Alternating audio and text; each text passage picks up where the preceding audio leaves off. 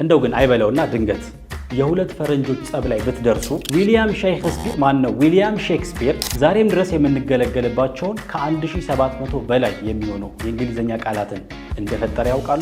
ለምሳሌ ፋሽኔብል የሚለው የእንግሊዝኛ ቃል በዊሊያም ሼክስፒር ከተፈጠሩ የእንግሊዝኛ ቃላት መካከል አንዱ ነው። እንደው ግን አይበለውና ድንገት የሁለት ፈረንጆች ጸብ ላይ ብትደርሱ ከዛም ሀገርኛ እርቅ የመፍጠር ልምዳችሁ ገፍቷችሁ አንተምተው ለማለት ብትፈልጉ በእንግሊዝኛ ምን ማለት እንዳለባችሁ ታውቃላችሁ? እኔ አላውቅም።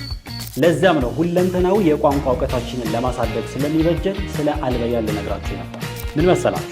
አልበያን የቁርአንና የተርቢያ ማዕከል በቋንቋው ዘርፍ አንቱ የተባሉና መጽሐፍትን እስከ ማዘጋጀት በደረሱ የእንግሊዝኛና የአረብኛ ቋንቋ አሰልጣኞች በተሟላ የትምህርት ስርዓት በ3 ወርና በ6 ወር ኮርሶች ትምህርቱን ለመስጠት ዝግጅቱን አጠናቋል ነው የምላችሁ። ተዓሉ ካም ልዩ ስብሰባዎች፣ ውይይቶች፣ ስልጠናዎች እንዲሁም ዝግጅቶች ካሰባችሁ ደግሞ ይህንን የመሰለ መጠነኛ የስብሰባ አዳራሽ ሳትጎበኙ ዝግጅታችሁን የት ማድረግ እንዳለባችሁ በፍጹም እንዳትወስኑ። የቋንቋ ትምህርት ምዝገባ ተጀምሯል። ስልጠናውም በአካል አሊያም በኦንላይን በመረጣችሁት መንገድ የሚሰጥ። አድራሻ ቤተል ዓለም ባንክ ጀሞ ትምህርት ቤት ፊት ለፊት ነው። ለበለጠ መረጃ ደግሞ እዚህ ላይ በተቀመጡ ስልክ ቁጥሮች በመደወል መመዝገብ ትችላላችሁ።